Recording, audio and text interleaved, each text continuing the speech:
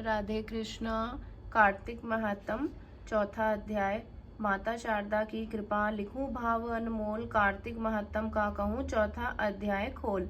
नारद जी बोले, ऐसा कहकर भगवान विष्णु ने मछली का रूप धारण किया और विंध्याचल पर्वत पर तप कर रहे महर्षि कश्यप की अंजलि के जल में जा पहुंचे।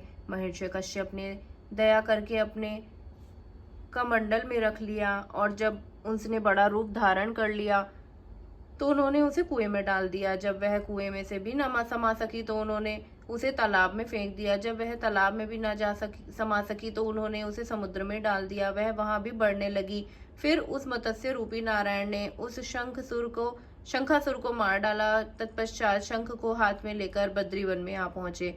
बद्री नारायण में आकर उन्होंने सब ऋषि व महर्षियों को बुलाकर आज्ञा दी कि पानी में इधर उधर फैले हुए वेदों को ढूंढो और उन्हें शीघ्र निकालकर मेरे पास लाओ। तब तक मैं देवताओं के साथ ही श्री प्रयागराज में ठहरा रहूंगा। इसके बाद जब ऋषि महर्षियों ने मिलकर सब बीजों सहित वेद मंत्रों को ढूंढ निकाला, उन वेदों में से जो भाग जिस जिस ऋषि को मिला वह उसी का हो गया। उस भाग के उस दिन वही ऋषि कहलाए। सब वेदों को लेकर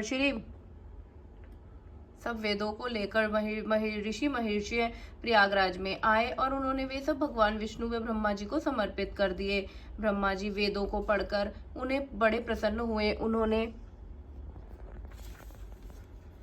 देवताओं और ऋषियों के साथ अश्वमेध यज्ञ किया। यज्ञ के अंत में देवता, गंधर्व, यक्ष, नाग भगवान विष्णु को दंडवत करके प्रार्थना करने लगे। देवताओं ने कहा कि देव, हे जगन्नाथ, हे प्रभु, हमारी प्रार्थना सुनिए।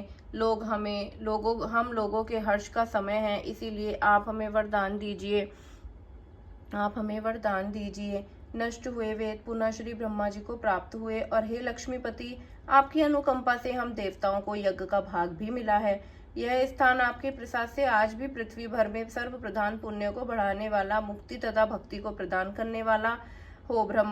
ब्रह्म हत्या आदि पापों का नाश करने वाला, परम पवित्र और अक्षय फल देने वाला हो। यह वरदान हमें दीजिए। भगवान विष्णु ने कहा, जो कुछ आप लोगों ने कहा है वह मेरा ही ध्येय है। जैसा आप लोगों ने कहा है, अब वह स्थान आज से ब्रह्म क्षेत्र के नाम से पुकारा जाएगा। इस स्थान पर गंगा जी व सूर्यपुत्री यमुना जी का भी संगम होगा। मैं श्री ब्रह्मा जी सहित यहाँ पर निवास करूंगा। यहाँ पर किया हुआ जप, तप और दान महान फलदायक होगा। पहले जन्म में किए हुए पाप, ब्रह्म हत्या आदि भी इस तीर्थ राज में स्नान करने से नष्ट हो जाएंगे। जो लोग अपने माता पिता को यहाँ लेकर तर्पण व श्राद्ध करने आएंगे, उनके पिता स्वरूप को प्राप्त करेंगे। वह तीनों प्रकार की मुक्ति को प्राप्त करेंगे। मकर संक्रांति पर माघ मास में प्रातःकाल यहाँ आकर जो भी स्नान करने वाले होंगे, दर्शन मात्र से ही सब पाप मिट जाएंगे। ठीक उसी तरह जिस तरह सूर्य के तेज से अंधकार का नाश हो जाता है।